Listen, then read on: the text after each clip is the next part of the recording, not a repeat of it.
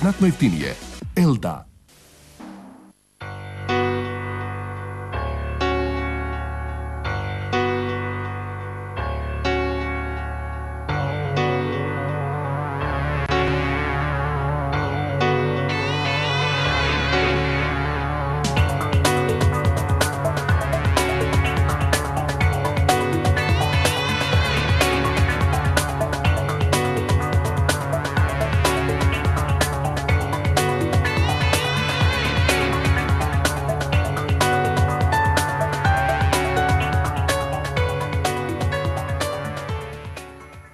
Dobar dan i dobrodošli u emisiju Zdravi kutak posvećenu širokom spektru tema s područja zdravlja i medicine.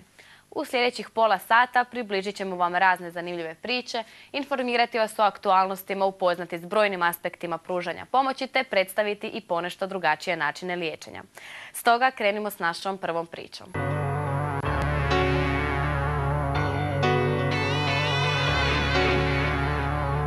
U današnje vrijeme koje je prepuno stresnih situacija, u cijelom se svijetu širi sve veći interes za vještinu Tai Chi, pa mnogi svjetski instituti i medicinske ustanove ispituju djelotvorni učinak ovih vježbi na ljudsko zdravlje.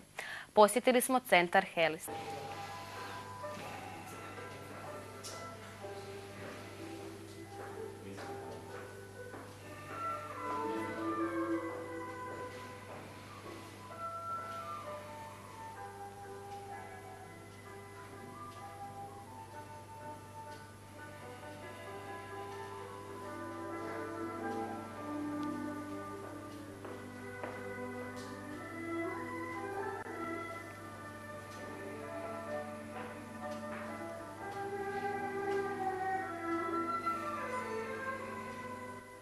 Inače, ovu vježbu započinjemo bilo koji program Qigonga ili Tai Chi. Tai Chi kineska je borilačka vještina koja se zasniva na blagim i umirujućim pokretima kako bi se pokrenula unutrašnja energija Qi. Iz tog razloga u svijetu je postao popularan kao masovni oblik rekreacije i vježbe za postizanje dugovječnosti. I sad očisti sa osmijehom svaki tračak stresa. Osjeti kako se stres pretvara u korisnu energiju. Osjeti ga. Tai Chi je filozofija, ona kineska, znači yin-yang, onaj simbol yin-yang koji je zapravo tu, ima nešto slično i ovdje, ne? Znači konstantno kretanje, konstantna izmjena, konstantna promjena. Znači ne postoji stojanje na mjestu, nego uvijek se krećemo. A mi se u životu prilagođavamo tim kretnjama. Znači zato Tai Chi je kontinuiran, znači i radi se non stop neki krug. Osoba koja vježba Tai Chi kreće se polako i nježno uz meditaciju i pazeći na disanje. Najjednostavniji stil koristi 13 pokreta, dok kompleksniji koriste i do nekoliko desetaka. Radi na sebi sad, ne? No samo ste si rekli ono na početku. Radi na sebi.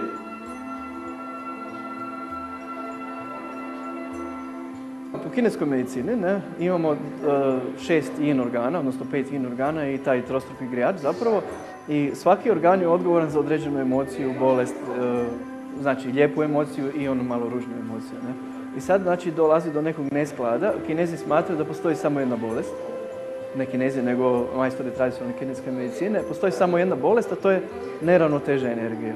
No, Tai Chi Qigong su sad posebno zanimljivi zbog tog aspekta zdravstvenog i mentalnog, znači i energetskog aspekta koji je potreban svima u današnjem životu. Znači više energije, bolje korištenje stresa u svakodnevnom životu i tako. Već smo spomenuli da je riječ o borilačkoj vještini, pa pogledajte jedan element koji to dočarava. Opušten, znači ništa na silu, samo pušten. Pusti. Drži, daj otpor lagano. Znači onaj koji je napadač, koji je, on obično navali sa punom snagom, ne? Znači punom snagom, tu. Ali bez snage. Samo Qi, tu. Znači ništa, znači nema ovoga, nego sam nježno. Kratki udarac, znači tu. Danas naravno ne trebamo uvježbavati ovu vještinu kako bi ozlijedili neprijatelja, ali se možemo boriti protiv umora, stresa, napornog rada ili manjka razumijevanja sebe i svoga tijela. Ovim vježbama masiramo unutrašnje organe, pomažući na taj način izmjeni plinova u plućima i probavi i poboljšanju cirkulacije. Koristi kao pomoć kod tretmana kroničnih bolesti, kod bolova u kostima i tijelu, reumatizma, artritisa, Parkinsonove bolesti, multiple skleroze, Alzheimerove te raznih psihosomatskih bolesti. Ove su vježbe inače za bubrege jako dobre. Nije bitna visina udarca, znači nije bitno fizički toliko koliko mentalno.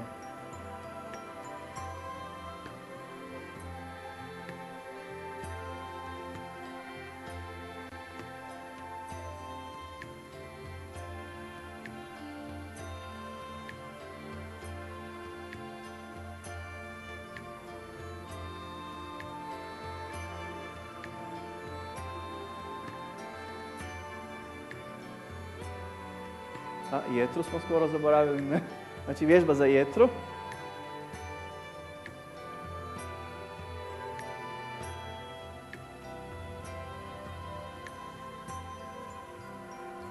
Inače, jetra je odgovorna za ljenost, ne? Ono, odgađanje, ne? I često puta, kad je jetra loše funkcionira, to je očito znak neke ljenosti, ajmo reći. Ne? Za debelo crijevo, tehnika i same tai chi forme.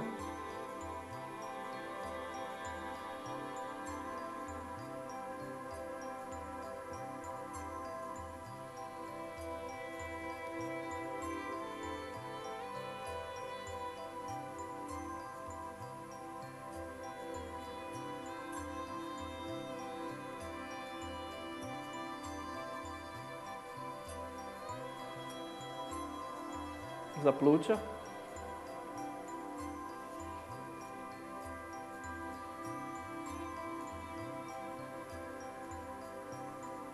Znači svaka vježba se može raditi u pokretu i stajanje na mjestu, ne? Tai chi možete učiti i iz knjige ili video kazete, ali uvijek je bolje učiti od učitelja koji će vam pomoći da pravilno izvodite pokrete. Bitno je i učiteljevo iskustvo. Ja sam učio prvo preko knjige, onda sam bio na brodu, pa sam na brodu kako sam išao i u Kinu, ne, na Daleki istok, pa sam tamo malo zanimljivo ponavljao. Onda sam sreo majstoricu iz Njemačke, ne, koja se u Shaolinu obučavala i još uvijek u Shaolin ide, ne. Znači koja se bavi i Shaolin Kung Fuom ili Wushuom, kako mi zovemo, i Tai Chi, ne. Znači ona mi je jedna od glavnih majstora, a glavni majstor mi je Earl Montague. Koliko je zaista koristan i uspješan Tai Chi najbolje govore izjave njegovih polaznika. Saznajmo kako su se i zašto odlučili baviti ovom vještinom i kako je utjecala na njih. Vježbam već preko 3 godine, paše mi, znači ne bi tako dugo ostala. Stvarno se osjećam bolje, ravnoteža mi se popravila, razgibanija sam, ne bole me više leđa. Dosta sjedim na postu pa mi je to puno pomoglo. Pošto sam dobio dijete prije možda godinu i pol dana, stalno dizanje i tako naprezanje, sam malo osjetio da me boli kičma. I ništa, onda mi je jedan dan došao prijatelj, kaže pa mogao bi probati nekakve vježbe koje su više energetske i više nekako lagani pokreti, jer ovo ti ništa drugo neće pomoći.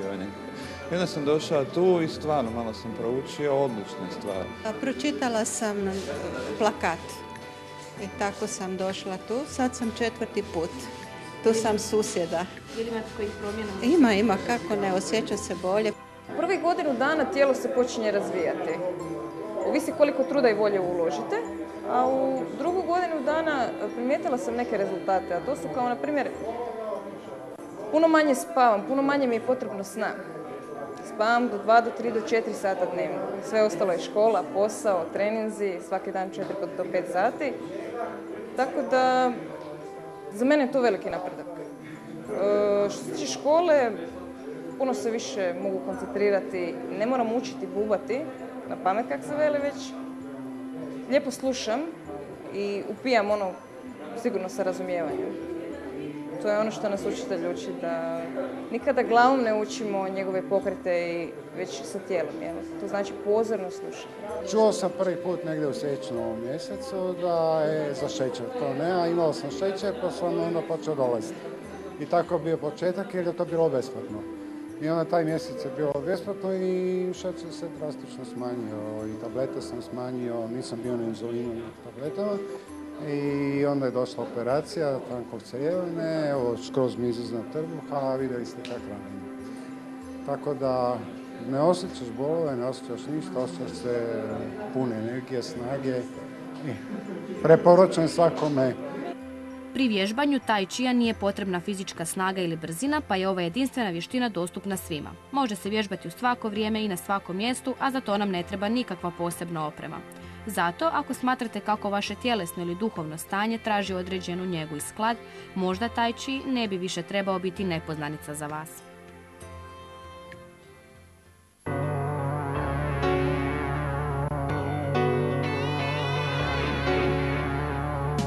U zdravom kutku slijedi blok web zanimljivosti koje smo izabrali za vas.